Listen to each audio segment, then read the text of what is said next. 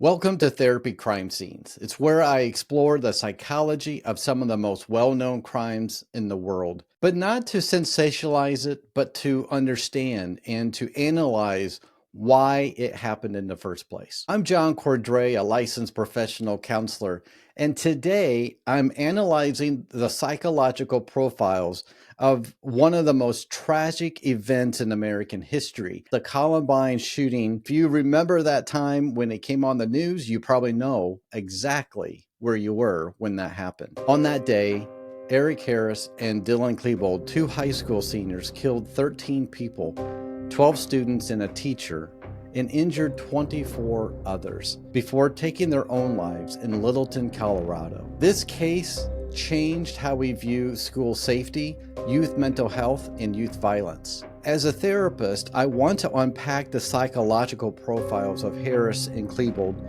focusing on their mental health indicators and that might have been missed and what we could have learned to prevent future tragedies. Before we begin, a trigger warning. This episode discusses school violence, mass shootings, and suicide.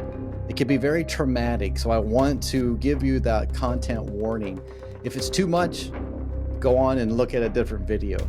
But if you're interested in learning more and unpacking the mental health indicators of these two young men and why they did this at Columbine High School, let's keep going. So let's start with a question for you. What do you think drives someone to shoot up a school? Why would they do it? What's their motive?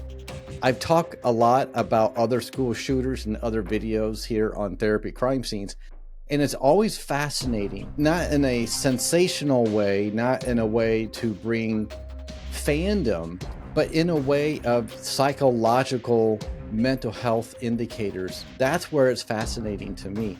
If we can understand that, can we prevent it from happening in the future? So what drives someone to commit such a heinous crime in the schools? Is it anger? Is it despair? Or something deeper? Columbine wasn't just a crime, it was a cultural earthquake. Before 1999, school shootings were relatively rare, and the idea of students attacking their peers was really unthinkable. Eric Harris was 18 and Dylan Klebold was 17. They were seniors at Columbine High School, a suburban school in a seemingly quiet community. But beneath the surface, both were grappling with inner turmoil that went largely unnoticed. From a therapist lens, context matters. The late 90s were a time of rapid cultural shifts. Think grunge, the internet rise, and the growing concerns about youth alienation. Columbine High had cliques like any other school, and reports suggest that Harris and Klebold felt like outsiders, often bullied or ostracized. But bullying alone doesn't explain their actions.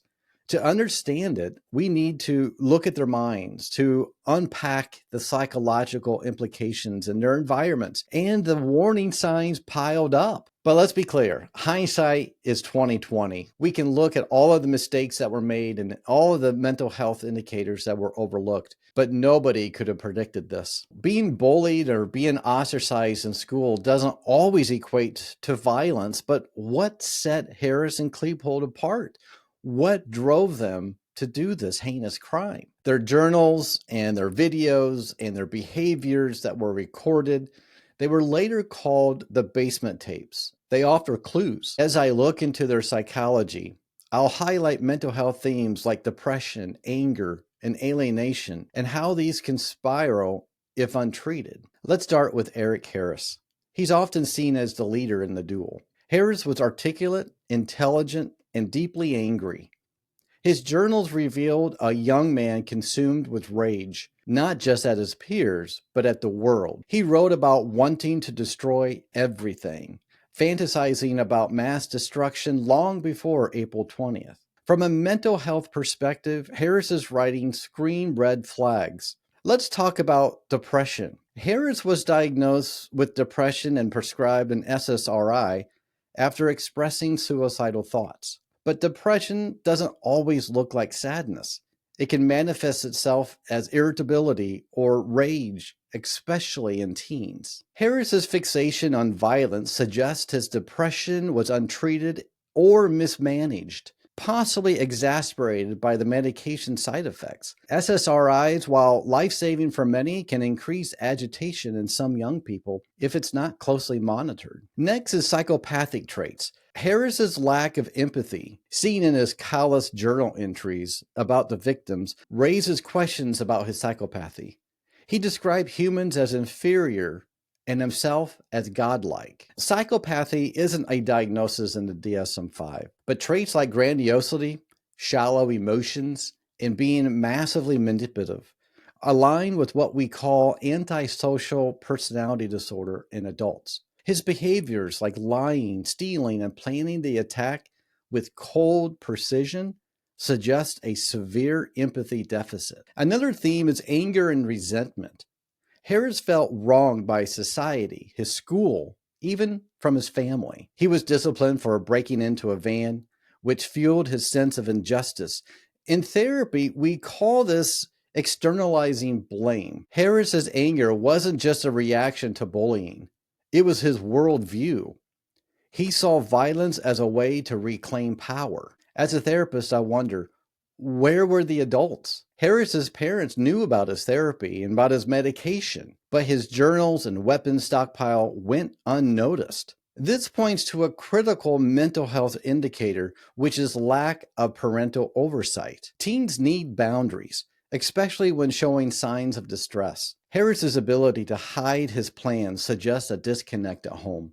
Not necessarily neglect, but a missed opportunity for intervention. If you're a parent watching, have you ever noticed your teen pulling away or acting out? Probably.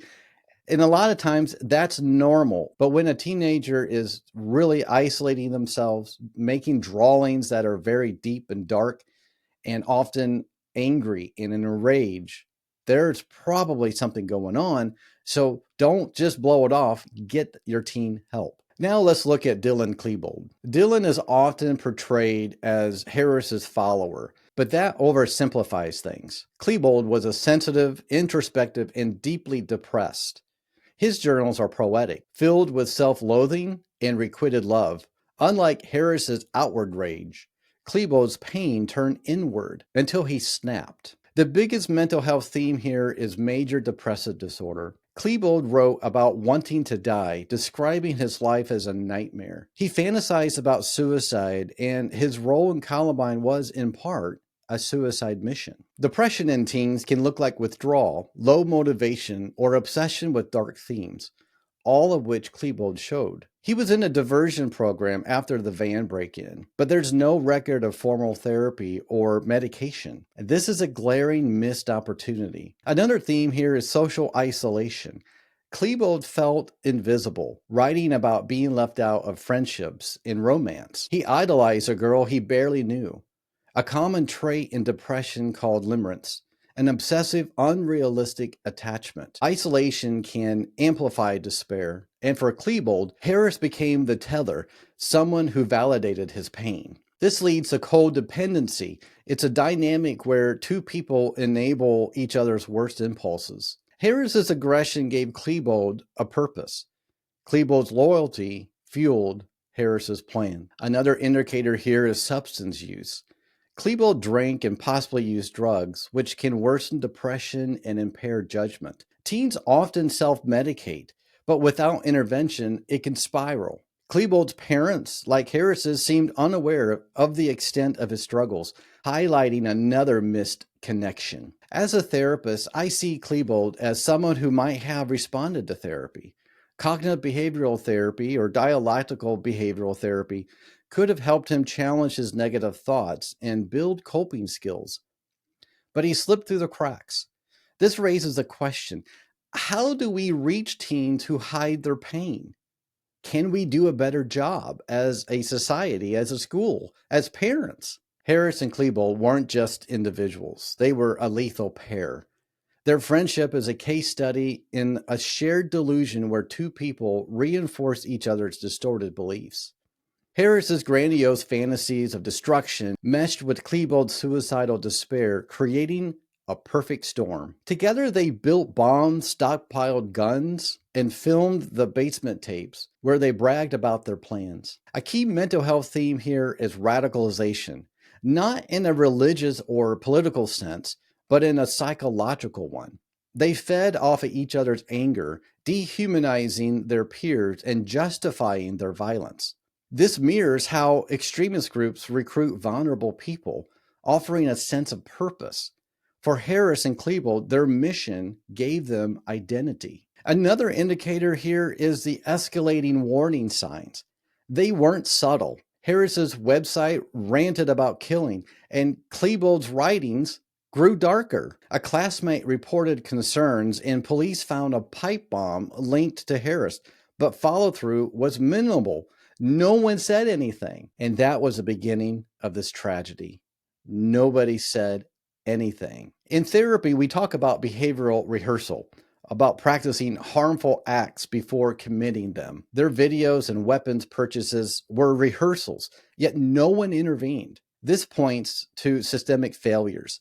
Schools, parents, and law enforcement weren't equipped to connect the dots. I'm struck here at how preventable this feels. Early intervention, therapy, family counseling, school programs could have disrupted this path. People could have spoke up and adults could have intervened. But in 1999, mental health wasn't prioritized like it is now. We still have work to do. That Columbine shooting left deep scars on the survivors, the families, and society. The 13 victims, from Rachel Scott to teacher Dave Sanders, deserve to be honored, not overshadowed. Survivors face PTSD, guilt, and grief, showing the ripple effects of trauma even to this day. As a therapist, I would use trauma-focused CBT or EMDR to help survivors process this. But healing is a lifelong process. A major theme that we can't overlook here is community trauma. Littleton wasn't just a place. It was a symbol of lost innocence. Schools nationwide adopted zero-tolerance policies and active shooters drills, but did we address the root causes? Mental health funding lagged and stigma persisted. What can we learn from this? First, early intervention is critical. Schools need counselors trained to spot depression, anger, and isolation. Parents must be involved and speak up for their child to get help. Open communication could catch the warning signs, but we have to have the communication. We also need to do our part to destigmatize mental health.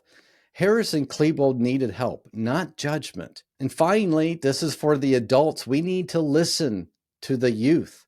We need to hear their pain. We need to look for signs about their hurt and their struggles.